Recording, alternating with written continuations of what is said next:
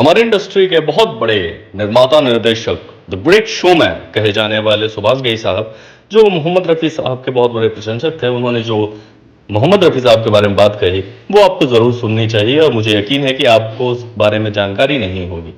मोहम्मद रफ़ी साहब 60-70 का है वो दशक जब हर एक हिट गाना सिर्फ रफ़ी साहब का होता था, चाहे रोमांटिक सॉन्ग हो या कोई और जोनर। दीवाना हुआ बादल, अभी ना जाओ छोड़ के, लिखे जा खत तुझे जैसे रोमांटिक गीत उस समय के युवा के जुबां पे चढ़ा था। और वहीं दिल टूटे लोगों के लिए सुहानी रात ढल चुकी, ये दुनिया अगर मिल भी जाए तो क्या हो, जैसे बहुत सारे सैड सॉन्ग भी वो गाते थे। उनके सैड सॉन्ग दिलीप कुमार जैसे अभिनेता को द ग्रेट ट्रेजेडी किंग बना रहे थे। वही मस्ती भरे सॉन्ग जिन्होंने एक अलग इमेज बनाई, चाहे वो शम्मी कपूर साहब हों, चाहे वो शशि कपूर साहब हों, हर तरह के गीत उन्होंने गाए। मस्ती भरे वाले, मजाक के, गजल उन्होंने बहुत अच्छी अच्छी गाई। चौधरी का चांद, जिन्होंने गुरुदत्त साहब को एक अलग मुकाम पे पहुंचाया, और भी बहुत सारी गजल उन्होंने गाई। चाहे सोलफुल गाने गाए हों, भावुकता से परिपूर्ण हुए गाने, चाहे भजन, मंत्र पद हरिदर्शन को अगर आपने नहीं सुना, यकीन मानिए बहुत ही खूबसूरत गीत है।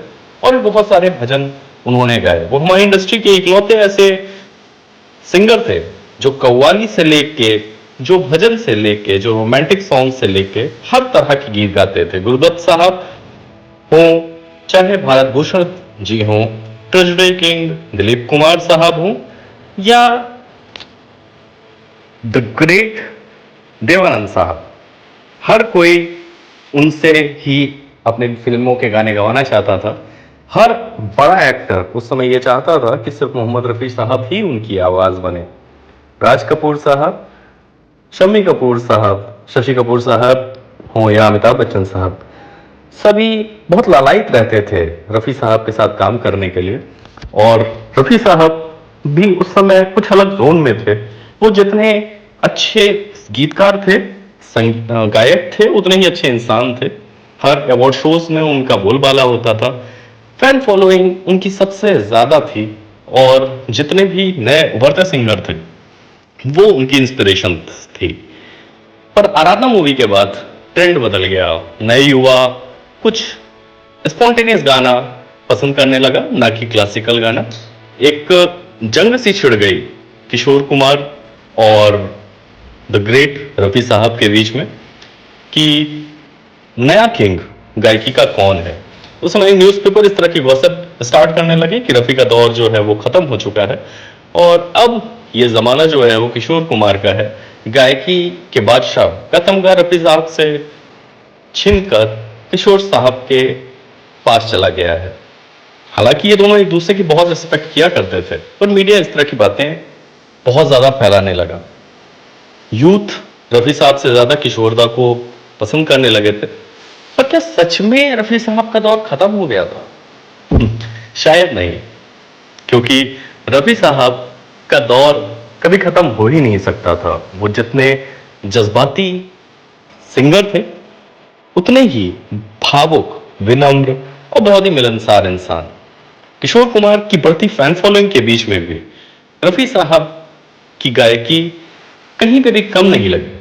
उन्होंने एक से बढ़कर एक गीत गाए और बहुत नए संगीतकारों, नए डायरेक्टर्स के साथ उन्होंने काम किया, नए एक्टर्स को उन्होंने आवाजें दी और उसका रिजल्ट रहा कि उनकी फैन फॉलोइंग बहुत ही अच्छे तरीके से बढ़ने लगी। ऐसे ही एक नया व्यक्ति जो अपना करियर स्टार्ट कर रहा था, सुभाष घई, जो अपने इंडस्ट्री में करियर को स्टार्ट होने का श्रेय बहुत हद तक रफ़ी साहब को देते हैं।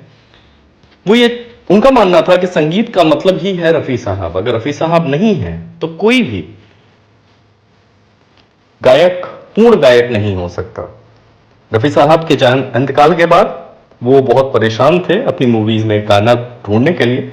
उन्होंने कई साल तक गाना ढूंढा कि आखिर कौन सा ऐसा सिंगर है जो गा सकता है। एक्चुअली कर्ज मूवी में रफ़ी साहब को सुभाष घई साहब ने दर्द दिल गाने के लिए साइन किया और वो गाना आज भी लोगों को बहुत पसंद आता है, बेहतरीन गाना है दर्द दिल दर्द जिगर, दिल को जगाया आपने।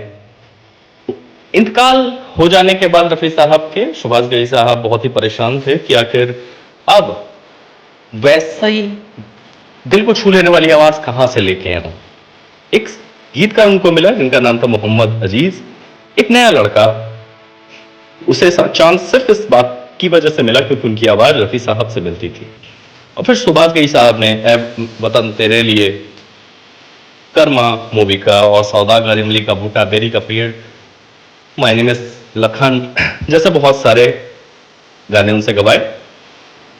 एक बहुत प्रतीक्षित सुभाष घई साहब की फिल्म ताल, जिसका एक गाना वो सोनू निगम जिसे गवाना चाहते थे। जब सोनू निगम ने पूछा सुभाष घई साहब से कि आखिर आप कौन सा कैसा चाहते हैं कि मैं कैसा गीत गाऊं, तो रफी साहब का जवाब यही था जो आपने अभी थोड़ी देर पहले स्क्रीन में देखा।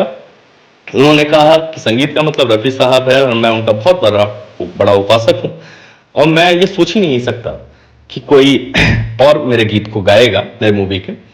तुम ऐसा गाओ जैसे रफी साहब इस गाने को गाते। इश्क बिना ताल मूवी का ये सॉन्ग एक बहुत ही खूबसूरत सॉन्ग सोनू निगम ने गाया, ए आर रहमान साहब ने उसका म्यूजिक दिया। मोहम्मद अजीज हूं या सोनू निगम, सुभाष घई हमेशा इस बात को मानते थे कि संगीत का मतलब रफी साहब है, और वो अंत तक आज भी इस बात पे सहमत है। अगर आपको पसंद आया हो तो सब्सक्राइब